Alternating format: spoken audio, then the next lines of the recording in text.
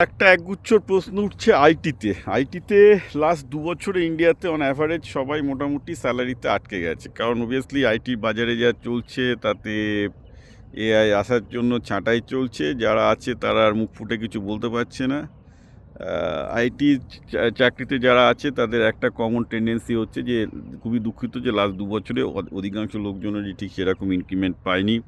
মানে মেন কথা হচ্ছে যে আইটিতে ইনক্রিমেন্ট হয় যখন কোম্পানি এক্স ছেড়ে ওয়াই যায়। তো এক্স ছেড়ে ওয়াই আগে তো মানে লোকে 1 বছরে একটা করে কোম্পানি চেঞ্জ করতো, সেটা লাস্ট 2-3 বছর অনেকেই করতে পারেনি, কারণ এখন অবভিয়াসলি এআই আসার ফলে লোকজন কেয়ার করছে না। আর সবাই জানে একটা চাকরি ছাড়লে অন্য চাকরি পাবেও না, ফলে এক চাকরিতে পড়ে যাচ্ছে এবং তার সুযোগটা এমপ্লয়াররা নিচ্ছে। ডিমান্ড সাপ্লাইয়ের গল্প হয়ে গেছে।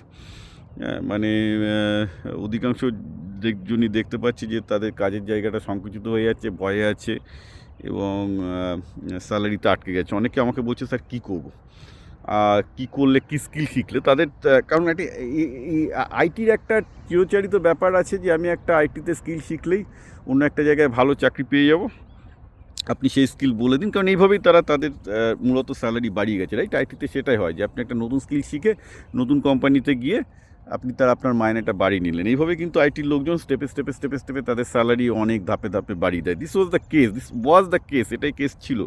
আমি এটাই বলবো যে এই মুহূর্তে এজেন্টিক এআইয়ের দাপটের ফলে আইটিতে যে পরিমাণ বিপুল পরিবর্তন আসছে, তাতে এই আইটি স্কিল শিখে আপনি আইটির কেরিয়ার তৈরি করতে পারবেন কি না, আইটিতে স্যালারি বাড়াতে পারবেন কি না, that itself is a very doubtful proposition. এটা আদৌ পসিবল কি না আমি জানি না। আগে যেটা ছিল যে একটা নতুন স্কিল শিখলাম, নতুন পজিশনে গেলাম, আমার মনে হয় না যে সেই যুগ আর ফিরে আসবে। এটা বেটার এই মুহূর্তে যে প্রচুর এআই স্টার্ট আপ তৈরি হচ্ছে, IT start up, AI start up তৈরি হচ্ছে। আপনি সেইখানে জয়েন করে দেখুন, সেখানে অনেক কিছু আপনার ভবিষ্যৎ খুলে যেতে পারে। এগুলো আপনাকে চোখ কান খেয়াল রাখতে হবে, কারণ এখন যেটা হচ্ছে আপনি যে কাজটা করেন সেই কাজটাকে এআই দিয়ে অটোমেট করার চেষ্টা চলছে এবং তাতে আপনাকে দরকার আছে সেই টাইপের প্রচুর স্টার্ট আপ তৈরি হচ্ছে। You might join that now. আমি প্রত্যেককেই বলবো আপনাদের একটু বিজনেসমুখী হতে হবে এখন।